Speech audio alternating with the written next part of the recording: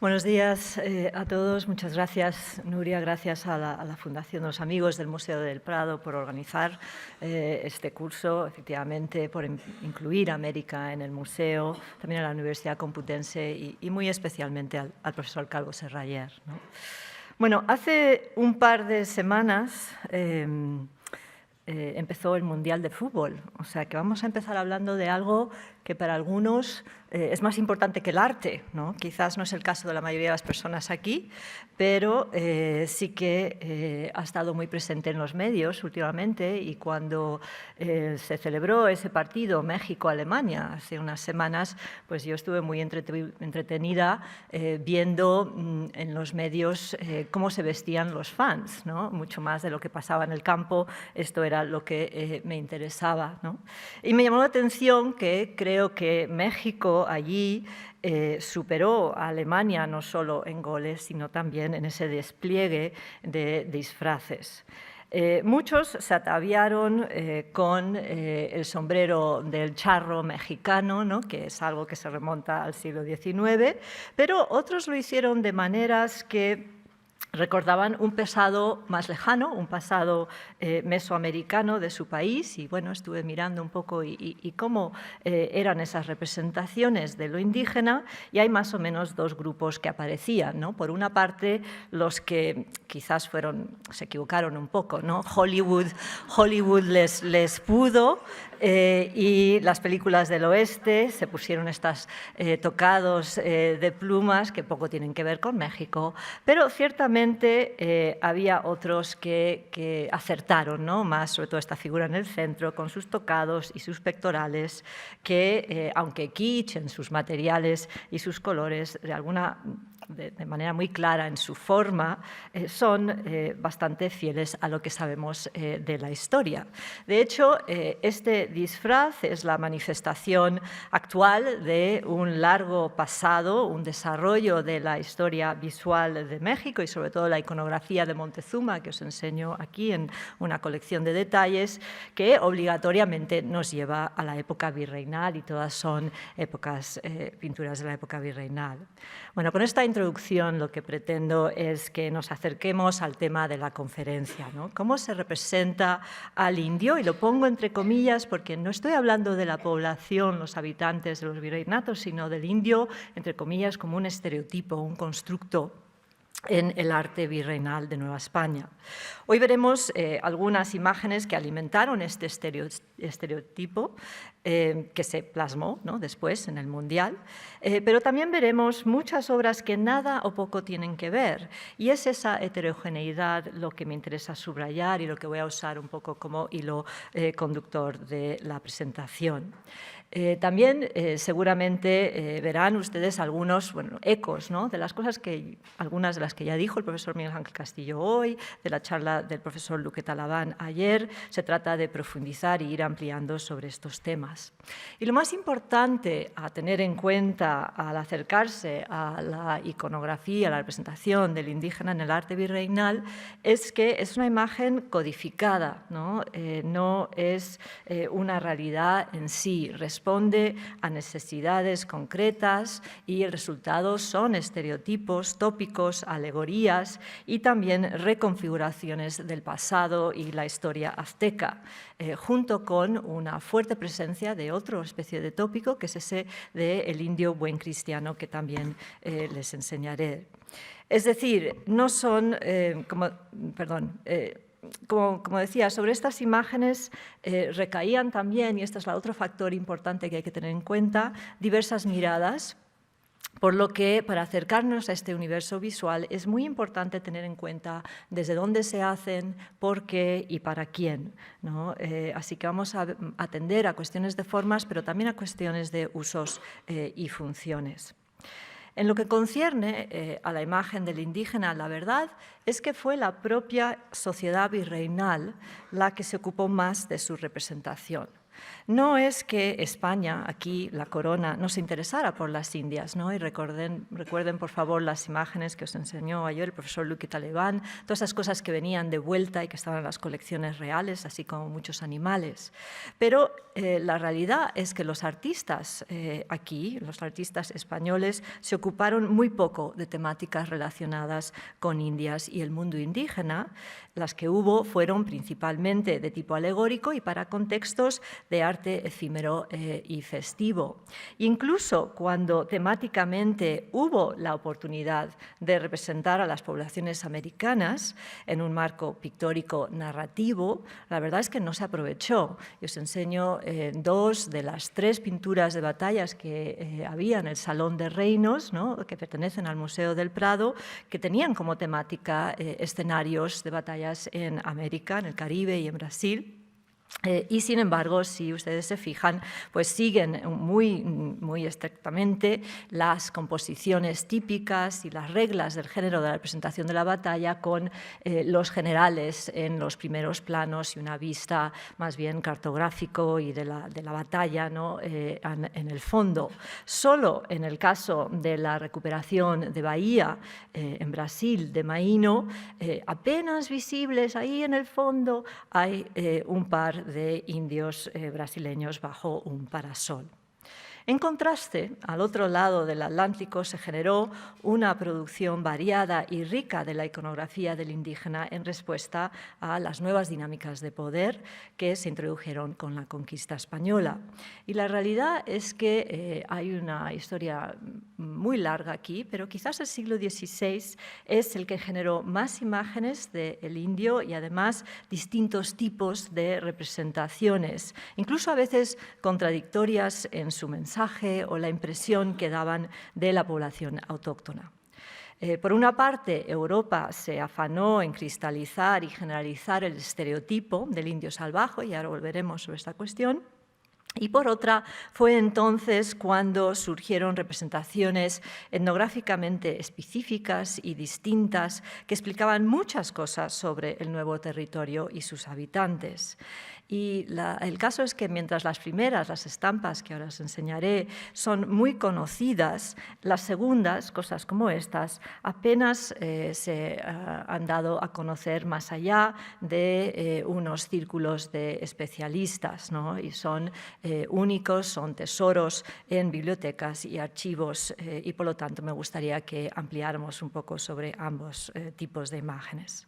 Pues como acabo de indicar, el primer tipo es la imagen que se fraguó del indio americano desde fuera de España, en el resto de Europa, a través sobre todo de las imprentas de los Países Bajos y también las alemanas. La mayoría pertenecen al ámbito del estereotipo, como estudiaron Santiago de Sebastián y muchos otros, y de nuevo también, como se comentó ayer por la tarde, muchas de estas plasmaciones realmente son más imaginadas que reales, a veces basadas en ideas, ¿no?, y mitos más propios del siglo XV sobre los otros, ¿no?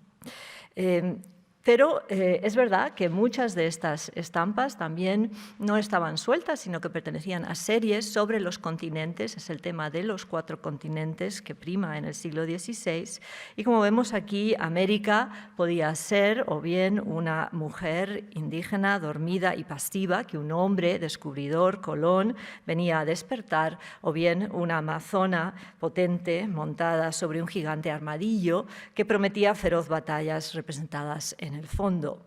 Y en ambos casos, y cientos más, la asociación entre la población autóctona, el canibalismo y el sacrificio humano siempre asoma la cabeza, y os he extraído detalles de las 2 estampas a la izquierda porque puede parecer muy pasivo, la de arriba sobre todo muy bucólico, pero claro, si uno se asoma al fondo, pues ahí aparece la barbacoa habitual, ¿no? Algunas de estas escenas, sobre todo la de la mujer que tenemos aquí abajo, son perturbadoras, pero desde luego también son fascinantes, ¿no? Y hemos oído esa palabra muchas veces en estas charlas hoy y ayer. Y esto es debido en parte al lenguaje formal del manierismo que traducía los mitos en imágenes. Y sí me gustaría insistir que es tan importante lo que se representa como cómo se representa, ¿no? Y ahí es donde hay que hacer mucho análisis. Por otra parte, más allá de la alegoría, en el siglo XVI y XVII, la curiosidad europea por conocer a los habitantes autóctonos de América se sumaba a las indagaciones sobre los otros, las poblaciones de Asia y África, y una de las fórmulas compositivas que dieron forma a esa curiosidad y que perduró hasta el siglo XIX, fue la plasmación de tipos humanos asociados con distintas geografías en los márgenes de los mapas, ¿no?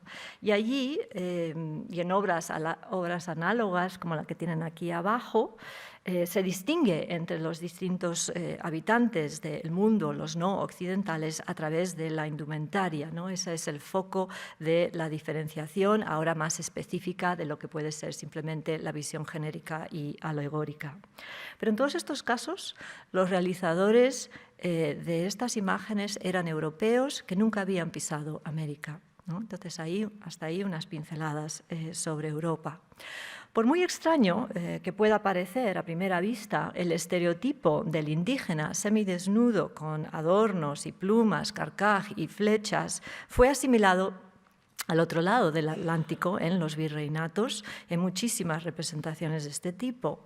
Se trata, por lo tanto, de otro viaje de ida y vuelta, pero yo creo que una de las cosas más importantes aquí es la pregunta ¿por qué? ¿No? ¿Por qué en los virreinatos iban a usar este estereotipo fraguado en Europa cuando ellos sabían perfectamente diferenciar un tipo de indígena de otro? Y desde luego les recuerdo que esto es verdad hasta el día de hoy, ¿no? Es decir, sobre todo a través de la indumentaria que se ha preservado y los tejidos, ¿no? Hay una clara diferenciación de poblaciones indígenas y tradiciones indígenas. Esta aceptación del estereotipo desde Europa es explicable si nos acercamos a los desarrollos políticos y sociales propios del Virreinato de Nueva España a lo largo de 3 siglos. Nos llevaría mucho tiempo, vamos a resumir. Me estoy refiriendo a la fuerte presencia de las élites hispanas en los virreinatos y a su papel como comitentes de un gran número de obras de arte virreinales, ¿no? Los criollos, por criollos quiero decir españoles nacidos en América, y también los españoles que vivían en América se miraban en el espejo con la península y se querían ver como iguales, pero a la vez buscaban una manera de marcar la diferencia y autodefinirse como americanos, y para eso la apariencia y sobre todo la apropiación de la imagen del indio, un indio unitario, ¿no? Siempre el mismo, un otro, eso fue muy útil y desde luego sobre esto se ha escrito mucho, pero me parece que es muy importante, siguen siendo muy importantes y relevantes los escritos de Homi Bhabha en cuanto a estas cuestiones de imitación y estereotipos en marcos coloniales, ¿no? Bueno, la alegoría americana, por lo tanto estereotipificada, pero producida en México, se presenta en todo su colorido en algunas obras, y este sería un caso, una pintura del siglo XVIII, donde la Virgen de Guadalupe se alza sobre el paisaje lacustre local y es flanqueada a los 2 lados por personificaciones de Europa y América. Es una obra correcta en cuestiones religiosas, pero atrevida en su mensaje, pues si América apoya su mano con un gesto natural, pero es un gesto en cierto sentido de posesión, aquí estoy yo, esto ha pasado en el Tepeyac, en México, estas apariciones de la Virgen, Europa ofrece su corona a esta Virgen mexicana y de alguna manera reconoce su importancia. Se asume pues la representación estereotípica estereotípica del indio como alegoría del continente, pero en esta ocasión se hace con la idea de enaltecer el territorio americano, marcando una cierta diferencia a través de estos gestos entre uno y otro continente y subrayando la singular riqueza espiritual de América en este caso. Otras veces parecería que el estereotipo es adoptado en el virreinato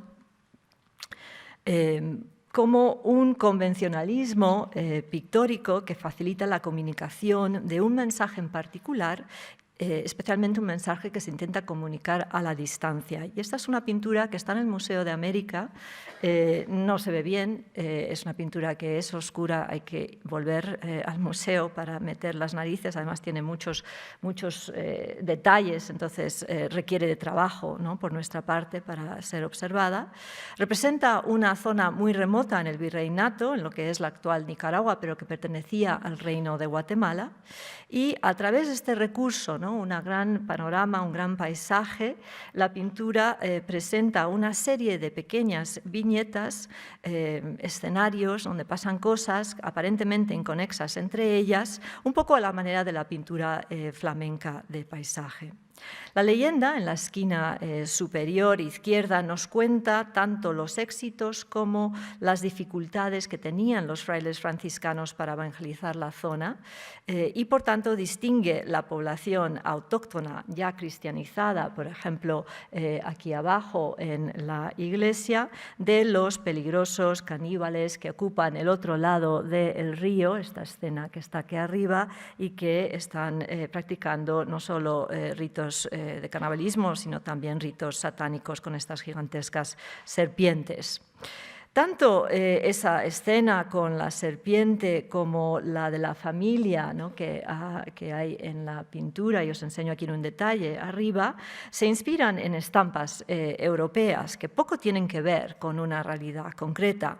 Remiten, por tanto, a esa idea del indio salvaje, pero en este caso también es un poco el buen salvaje, especialmente porque es el núcleo familiar lo que se privilegia, ¿no? Y en este caso, la sensación de lo que está haciendo este pintor anónimo es que se está sirviendo de estos estereotipos para ofrecer una visión generalizada de América.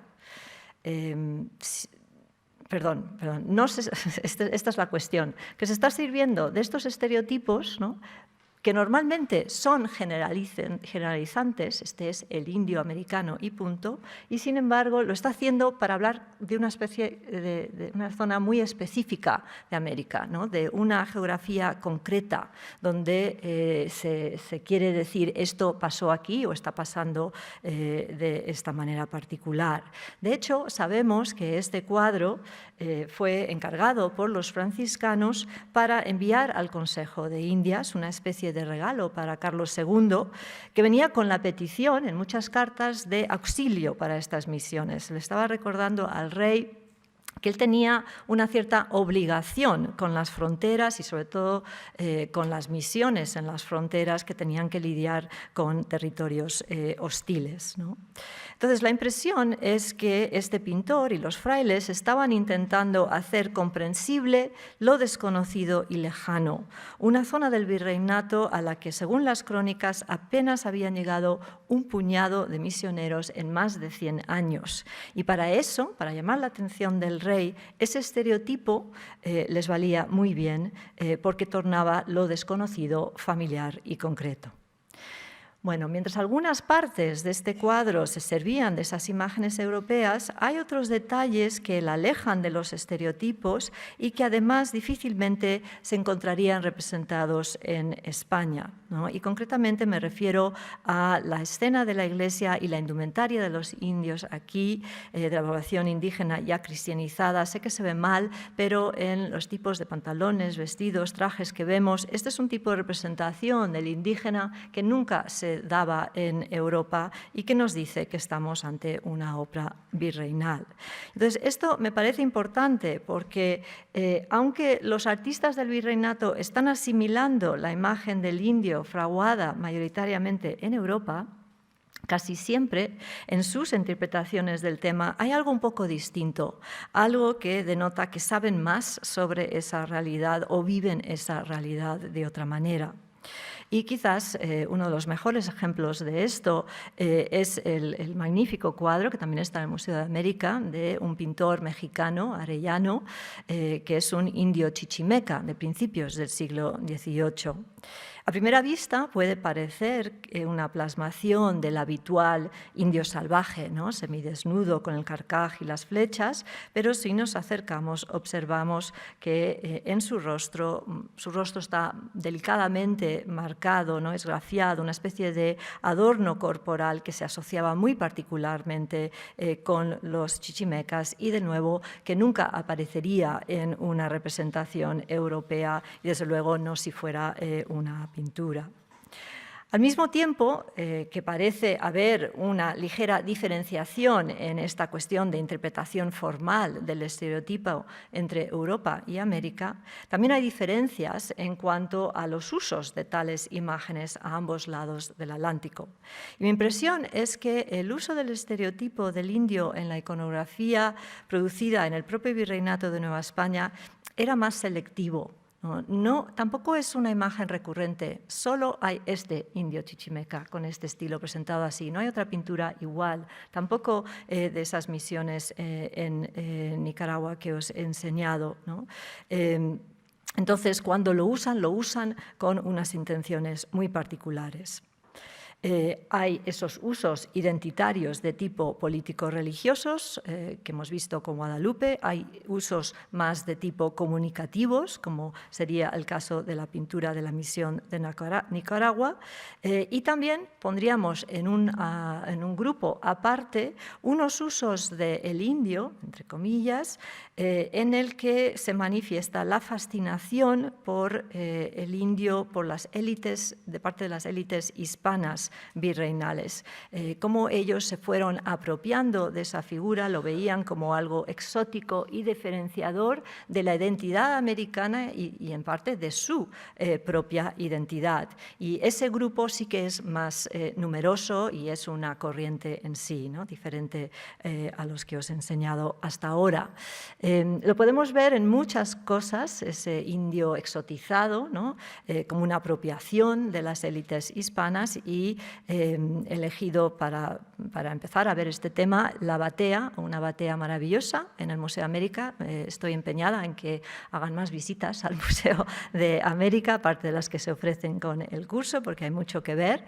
Es una laca de la zona de Michoacán, una región del Virreinato de Nueva España con una tradición artesanal riquísima y antiquísima que sufrió ciertas transformaciones después de la conquista y se regeneró de maneras muy maravillosas, ¿no? Esta es una laca que podríamos decir es chinesca, es decir, ha recibido y está manifestando muchas influencias de todas las lacas chinas que llegaban con el galeón de Manila, sobre todo porque combina este fondo negro con un uso del dorado y también ciertos detalles iconográficos como los sauces llorones, unas flores agigantadas, ¿no? Pero lo interesante es que al mismo tiempo responde, ¿no? Y se americaniza este arte chinesco en varias de las escenas pequeñas que hay dentro de la batea.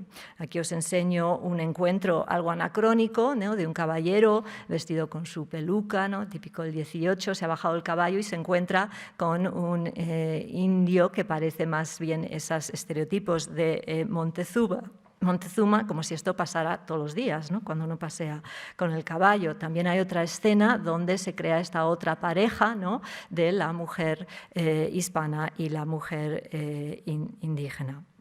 Se trata, pues, de una obra híbrida donde dos continentes, Asia y América, se encuentran y, como decía, donde lo exótico asiático se ha americanizado a través del siempre útil recurso del estereotipo del indio, sobre todo en la figura del hombre. Por supuesto, también estamos en el ámbito de ciertas corrientes decorativas propias de Europa a la vez, ¿no?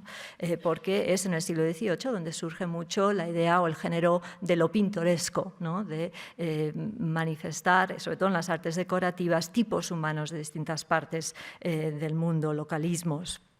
Pero de nuevo, lo interesante es que mientras que es raro que muebles producidos en España generen una iconografía americana o americana chinesca, las piezas producidas en el Virreinato de Nueva España en esta época demuestran un claro interés por destacar su propio exotismo. No les basta con las importaciones e imitaciones de lo asiático, sino que parecen querer crear su propia tendencia, ¿no? Una respuesta a la chinería, una respuesta a lo que también a veces en España decimos la turquería, ¿no? Esto quizás, pues no sé cómo llamarlo, sería la indianidad, ¿no? Otro tipo de obras que nos ofrecen un claro ejemplo de esa fascinación por parte de las élites hispanas por lo indígena tiene que ver con el mundo de la música, y supongo que esta tarde oiremos más sobre estos temas, y del baile, porque desde realmente principios, justo después de la conquista de Nueva España, a los españoles siempre les gustaba que los indígenas mantuvieran las formas de sus bailes, sus instrumentos y los disfraces en las fiestas, ¿no? Y los documentos siempre hablan de la importancia de que en las fiestas, fueran religiosas o políticas, aparecieran los indios con sus usos y costumbres, ¿no? Claro que pretendían que estuvieran vaciadas de cualquier contenido que tuviera que ver con idolatrías o religiosidad prehispánica, ¿no? Pero en las formas era un elemento constante, y os enseño abajo un códice y una hoja de un códice que me parece fascinante, que representa las celebraciones en la colocación de la primera piedra de la Catedral de México, y aquí estaría sentado sobre una piedra el virrey y el arzobispo Montúfar. Aquí varios de los gobernadores nobles indígenas de las parcialidades, es decir, de los barrios indígenas de la Ciudad de México, un México ya cristianizado, ya hispanizado, y fíjense aquí los hombres águilas que aparecen en el baile, ¿no? Evidentemente, este ejemplo que os enseño es del siglo XVI, los de arriba son todos del XVIII, y hay una diferencia en cuestión de formas y estilo, y estamos mucho más próximos al mundo prehispánico en algunos detalles aquí, mientras que arriba son pinturas muy tardías. Este es un detalle de un biombo en el Museo del Condado de Los Ángeles del siglo XVIII, todas son más o menos de mediados del siglo XVIII.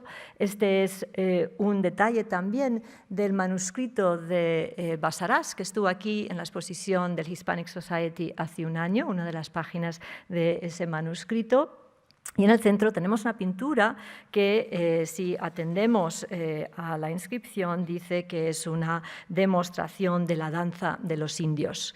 Todos los tres de arriba, en realidad, muestran lo que se llamaba la danza de Montezuma, donde alguien se disfrazaba como Montezuma y le acompañaban sus señores principales, vestidos casi siempre de blanco, y por lo tanto es una recreación de lo que se supone era un baile, y que queda registrado en algunas de las crónicas sobre la conquista, un baile de corte.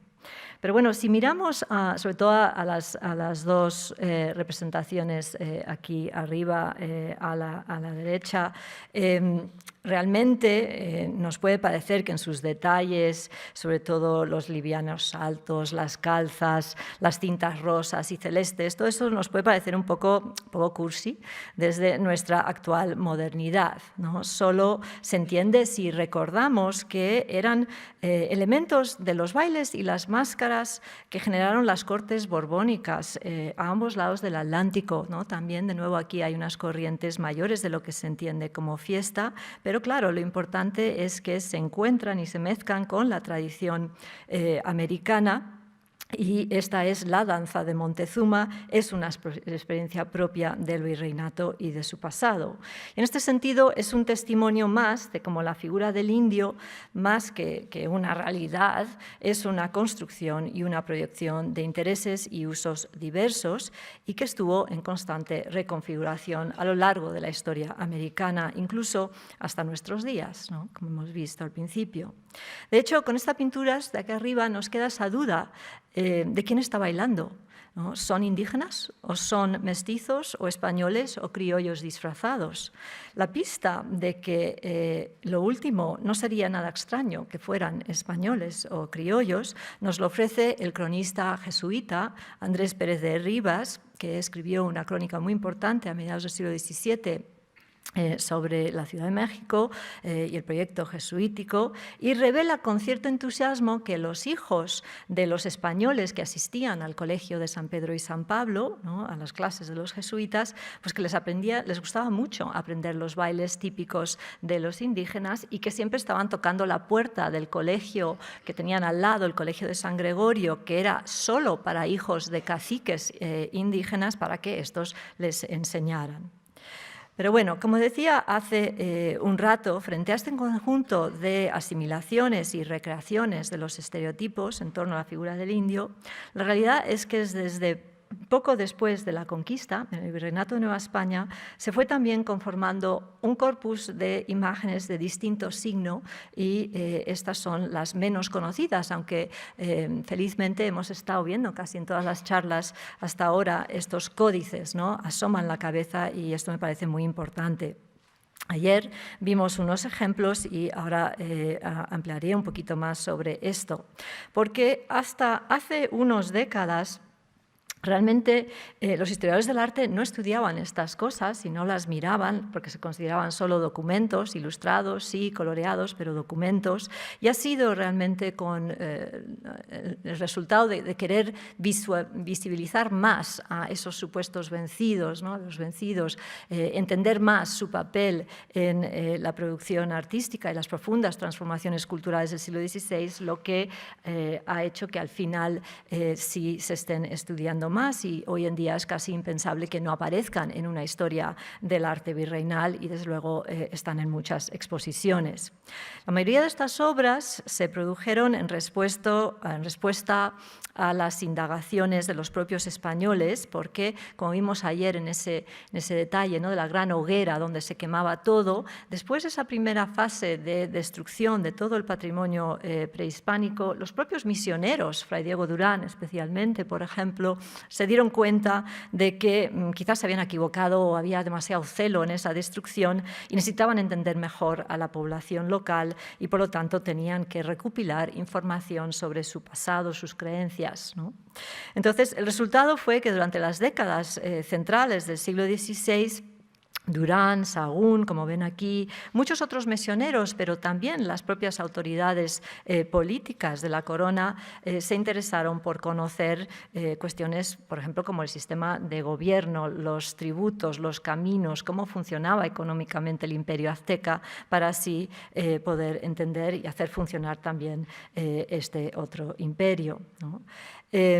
Estos manuscritos estuvieron muy ilustrados, eso es importante, por los tlacuilos, de los que hemos ido a hablar también anteriormente, y por sus descendientes. Pero es muy importante recordar que la escritura mesoamericana era pictográfica, aunaba textos e imágenes, que es lo que vemos a la izquierda en los pocos códices prehispánicos que nos quedan, y que realmente uno de los cambios más radicales de la conquista y la hispanización era que esas sociedades mesoamericanas tenían que aprender a separar los saberes.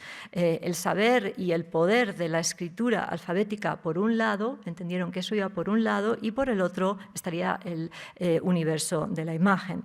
Y esa novedosa para ellos división es lo que vemos operando, por ejemplo, en muchos de estos códices, ¿no? Aquí mismo están separando un poco más aquí las imágenes y abajo en glosas que podían aparecer en español, en latín o en náhuatl alfabetizado, se va explicando lo que se representa.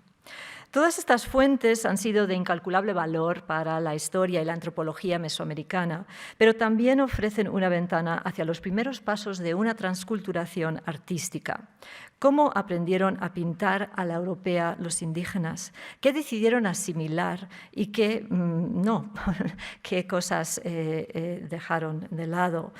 Porque la creación del arte virreinal tras la conquista, muy a menudo en manos de indígenas, como hemos visto también para la pintura mural, no es solo una cuestión de si saben o no copiar, de si son capaces de copiar los modelos europeos.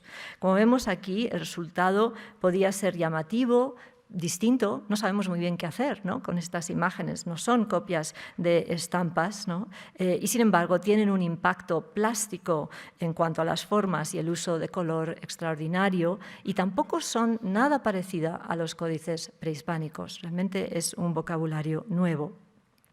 Y evidentemente, en cuestión iconográfica, estos códices ofrecen imágenes que se alejan de ese estereotipo tan dominante del indio americano que he enseñado en la primera parte de la charla, lo cual no quiere decir que no hayan pasado por su propio proceso de codificación, ¿no? Tampoco son la realidad. De hecho, uno de los desarrollos pictóricos tempranos que se pueden observar, por ejemplo, en la figura que tienen en la izquierda, ¿no?, ahí al fondo, es lo que se llama la tendencia a la romanización del pasado indígena, especialmente de los emperadores y reyes mesoamericanos y de toda la antigüedad prehispánica. Esto es un proyecto ideológico que compartían misioneros, criollos y la propia élite indígena, que en los primeros tiempos en México fue muy culta, esa élite indígena, conocedora de los saberes europeos coetáneos, pero además de los suyos propios, ¿no? Y para todos ellos, equiparar la grandeza del imperio azteca con la de la antigüedad romana era una estrategia de legitimación y asimilación. Era otra manera de explicar e incorporar a América, ese desconocido, a un concepto europeo de la historia universal, ¿no? Y que se trataba de una tendencia, o digamos una opción más en la representación del indígena, es evidente en estos ejemplos que les enseño. Uno es una estampa a la izquierda de la retórica cristiana, un libro famosísimo, importantísimo, de Fray Diego de Valadez. Es realmente el primer libro escrito por un americano, un mexicano, publicado en Europa en 1579. Y a la derecha tenemos una pintura también interesantísima que representa a Montezuma, ya es de finales del siglo XVII, y más que un azteca, parece un emperador romano. Es una pintura especialmente interesante porque se piensa que posiblemente formaba parte de una galería de retratos de los reyes españoles en el Palacio del Virrey en la Ciudad de México, y este sería como la cabecera de la serie, de la galería de retratos, donde, como ven, Montezuma agacha la cabeza y el cetro lo está bajando, y aquí abajo se asoma la corona imperial, ¿no? Así que se trataría de imágenes romanizadas en este caso, en ese concepto también de un traslatio de imperios. Pero volviendo a ese siglo XVI tan creativo y sorprendente, es importantísimo saber que la producción de historias ilustradas del mundo indígena ocurrió en dos escenarios distintos, aunque relacionados. Por una parte estaban los códices, como los que he enseñado antes, que se producían casi siempre a través de encargos españoles, muchos con la intención de enviarlos de vuelta a España. Y por otra surgió un tipo de producción de imágenes o códices dentro de las propias comunidades indígenas para contar sus propias historias, a menudo concentradas en cuestiones de los linajes de sus dirigentes locales y también de su posesión de tierras antes de la conquista y después. La razón para esto era, por una parte, recuperar la memoria local destruida con la conquista y, por tanto, preservar un sentido de identidad propia. Y esto es fundamental, porque no son pasivos, ¿no? Este indígena no es pasivo, sino que tiene agencia. Pero el otro uso de estos materiales, muy práctico, era poder usarlos en las cortes españoles como documentos legítimos.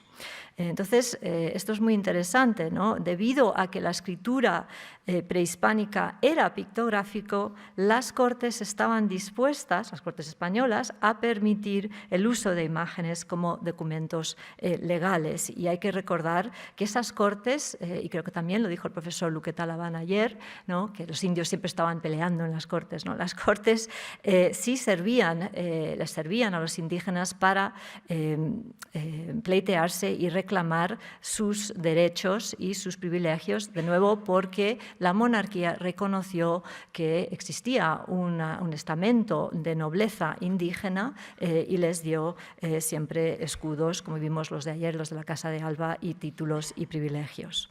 En general, este tipo de códices, llamado también lienzos o mapas en la época, utilizaban un estilo de representación arcaico, porque su intención, especialmente cuando se habían producido muy tardíamente, no eran muchos del 16, muchos fueron del 17, incluso el 18, era pasar por antiguos y con esto garantizar que se les considerasen legítimos testimonios de la historia local. Incluso hay un grupo de estos códices, los Techaloyan, que el de la derecha es uno de estos, del Estado de México, que algunos consideran realmente falsificaciones. Perdón, vamos atrás un segundo, falsificaciones, porque realmente hay muchas incongruencias entre qué tipo de náhuatl están usando y sus imágenes. Sus imágenes intentan dar una visión muy positiva de los indios. Ellos por lo tanto, están presentándose como saben que los españoles quieren verles, ¿no? Entonces la pregunta es quién está manipulando a quién. Y esto se ve en cómo se representan, ¿no? En este caso es muy llamativo, ¿no? Que se han juntado todos los indios principales de este pueblo en torno al fraile para ayudarle a construir la primera iglesia, que está aquí atrás, las mujeres con todo el decoro sentadas en el suelo, los 7 caminos que convergen entre otras localidades y la iglesia con los indígenas acarreando los materiales para construir esa primitiva iglesia, ¿no? Así que están dirigiendo nuestra mirada. Así que uso esta cuestión de cómo se presentan los indígenas a sí mismos en estas obras que supuestamente están hechos por ellos, para plantear lo problemático que resulta intentar saber cuál era la realidad indígena. Pensar que estos documentos, las imágenes, plasman una realidad de las comunidades y sus historias de sus antepasados realmente sería inocente. La realidad es que sus voces, sus pensamientos auténticos se han perdido casi al completo. Y en su lugar tenemos que considerar a estas representaciones tan codificadas como las que hemos visto antes y además filtradas por la experiencia colonial, pues en realidad estamos hablando del ámbito de lo indígena colonial o lo indígena virreinal, no es lo indígena prehispánico para nada. Uno de los más bellos ejemplos de esto, de lo problemático que esto puede ser, y que os puedo enseñar, es este delicado árbol genealógico de una rama del linaje real de Texcoco, uno de los 3 reinos de la Triple Alianza o Confederación Azteca. Es una obra que estudió hace muchos años Eduardo de Jesús Douglas en su libro sobre Texcoco. El árbol fue encargado por una mujer en 1750, doña Juana María Uribe Pimentel y Alvarado, para defender su derecho a ser reconocida como la cacica indígena de la localidad de Texcoco. Y si lo observamos, vemos una combinación de elementos, que os enseño un detalle. El montículo en la base del árbol es en realidad el pictograma o palabra que designa el sitio y el nombre de la familia, es decir, es la parte que conserva figurativamente más la tradición antigua. Justo encima vemos 2 parejas de indígenas estereotipificados por la vestimenta con tantas plumas, aunque los hombres llevan, no sé si se puede ver, es muy difícil, hay que acercarse mucho, unas coronas más de estilo europeo. Ellos son los reyes de Texcoco antes de la conquista. Más arriba se ha hispanizado el árbol de la familia y los descendientes se han aculturizado en su vestimenta, pero siguen siendo indígenas. Sin embargo, cuando llegamos a la parte superior del árbol, la sexta hija, se casa con un español y nace un mestizo, y en las siguientes generaciones aparecen más españoles. Y al final, esta mujer tiene un bisabuelo español, un abuelo mestizo y un padre español. Pero acordémonos que ella está reclamando que es la cacica indígena de Texcoco. Esa aparente contradicción es en realidad muy propia de la situación de la identidad indígena colonial.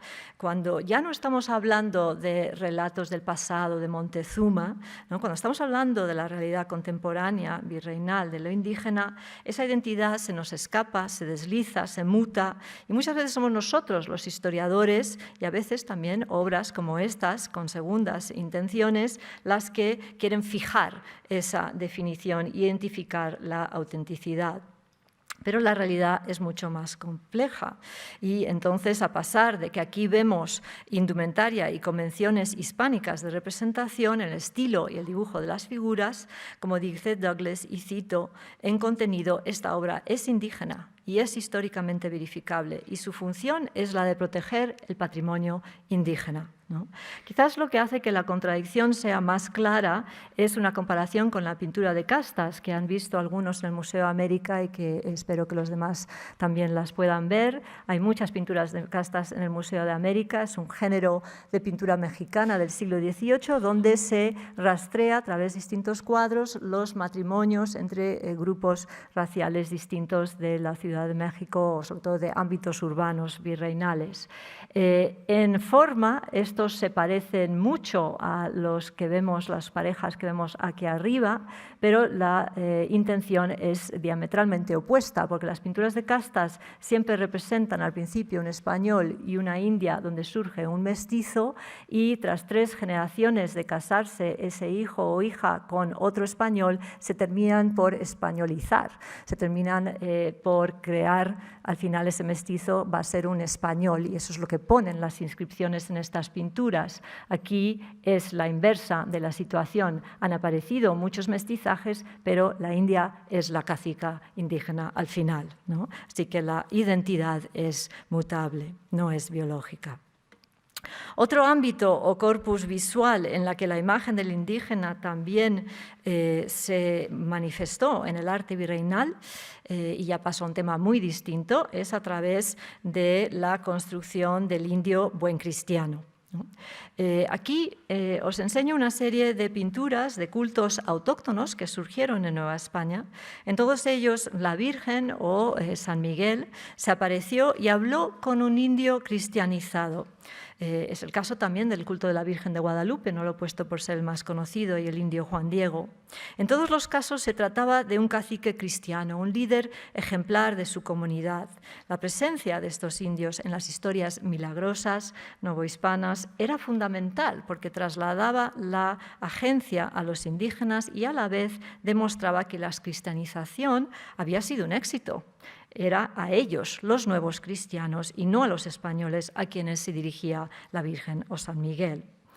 Aparte de estas historias, no tardaron mucho en aparecer programas iconográficos en los santuarios en los que aparecían no solo las figuras legendarias como estas, sino también otros indios, los protectores, los donantes, los actores locales de una historia devocional cada vez más americanizada. Y el ejemplo pictórico más famoso que os puedo enseñar es este maravilloso cuadro. Es un cuadro enorme, incluso creo que más o menos como la pantalla de la Basílica de Guadalupe, donde se muestra todas las fiestas que tuvieron lugar en torno a la inauguración de la ermita, supuestamente en el siglo XVI. Y me interesa, para el tema de hoy, sobre todo subrayar la presencia, ¿no?, de estos caciques aquí en el centro de la composición, que son un poco el eje entre el interior de la iglesia y el exterior, donde también vemos un baile y hombres jaguares, hombres águilas, parecidos a lo que mencionábamos hace un rato, ¿no? Entonces se van multiplicando las imágenes del indígena incorporado a la vida religiosa como buen cristiano, y en el siglo XVIII lo hacen también a través, o aparece este tipo de representación a través de la figura del donante, ¿no?, en muchas pinturas. Aquí, sin embargo, tenemos una colección de donantes indígenas, pero me interesa hacer esta comparación con ustedes porque hay una diferencia importante. Los indios visionarios, ¿no?, como este que vemos aquí con la Virgen de los Remedios, esconden sus rostros, no es que los escondan, pero lo agachan la cabeza, son humildes. Se trata de esa codificación del buen cristiano que aparece repetidamente en la pintura virreinal. Es un tópico en sí mismo. Pero estos otros sujetos, los que vemos a los lados, quieren ser vistos, nos devuelven la mirada y se retratan con atributos de su estatus, ¿no?, especialmente el bastón de mando, por ejemplo, que aparece de esta cofradía aquí abajo. En realidad quedan pocos retratos de indígenas en Nueva España. Y aún así es un corpus fascinante, incluso un corpus donde voy a hablar del retrato de la mujer. Ambas pinturas que os enseño aquí retratan a mujeres seguramente justo antes de entrar a profesar en el convento de Corpus Christi en la Ciudad de México, que fue el primer convento que se fundió para mujeres de descendencia noble indígena en 1724. Ambas están vestidas con huipiles muy lujosos y además aderezados con adornos, incluyendo el águila bicéfala, ¿no?, que tienen las dos en distintas partes del huipil. Su apariencia y belleza traen a la mente una mención en el Diario de Sucesos Notables de México en 1756, en ocasión de una fiesta en la iglesia de San Gregorio, que era una iglesia para hijos de caciques, ¿no? El autor del diario, que es el periódico, ¿no?, de México a mediados del 18, dice, y cito: «Asistiendo a la función había recamente aderezada una india doncella noble». Esto no es algo que aparecía a menudo en los diarios, es muy raro que se haga mención de la mujer indígena en el diario, y si lo hizo seguramente es porque iba tan ricamente ataviada como las que vemos aquí y también sorprendía. El indígena, en la mirada del criollo, ese autor del diario, por ejemplo, podía ser muchas cosas en el virreinato. Y lo tremendo es que frente a ciertas fascinaciones e idealizaciones del indio del pasado, o el indio buen cristiano, o el indio y sus usanzas y costumbres en las fiestas, se asomaba también el racismo y el tópico del indio borracho. Aunque menos abundantes que los textos y las fuentes escritas sobre el tema, en el ámbito pictórico aparecieron algunas representaciones que reflejan este prejuicio. Y uno de los más llamativos lo tenemos de nuevo en el Museo de América, el biombo del palo volador, llamado así por el divertimento de origen azteca que aparece en el medio de la pintura y que sigue siendo una atracción para turistas hoy en día en México. Este biombo cuenta muchas cosas y no tenemos tiempo para explicarlas todas, pero básicamente representa una boda de indígenas en el campo, en un pueblo de indios, y todas las cosas, los ingredientes típicos de la fiesta indígena que remiten a la época prehispánico. Pero hay una extraña yuxtaposición aquí entre ese lado positivo de la fiesta, que es todo lo que vemos aquí en el medio, y este friso de escenas en la parte inferior que comienza aquí con una indígena que está extrayendo el jugo del maguey para hacer el pulque. El pulque es esa bebida de origen prehispánica fermentada que antes se usaba en la época prehispánica para los ritos, pero que se consumía, se consumió mucho, generalizadamente, en el virreinato y a menudo se acusaba a los indios de abusar de ella y de emborracharse, ¿no? Entonces, si seguimos esta secuencia, aquí está la mujer vendiendo el pulque, que es una bebida lechosa, blanquecina, ¿no? Después hay fiesta. Pero claro, la fiesta, la borrachera, lleva a la desnudez y la pelea y el desorden social. El biombo resulta ser, por lo tanto, por una parte, un producto de la fascinación e idealización criolla por las fiestas indígenas con elementos prehispánicos y, por otro, una crítica moralizante sobre los vicios de esa misma población, ¿no? A sus ojos, claro. Y al final es difícil reconciliar todas estas imágenes. Y solo he enseñado unas pocas, ¿no? El tema de la representación del indígena daría para todo un curso. No tengo una teoría para ustedes, no tengo una idea unitaria sobre qué pasaba en el virreinato con la imagen del indígena.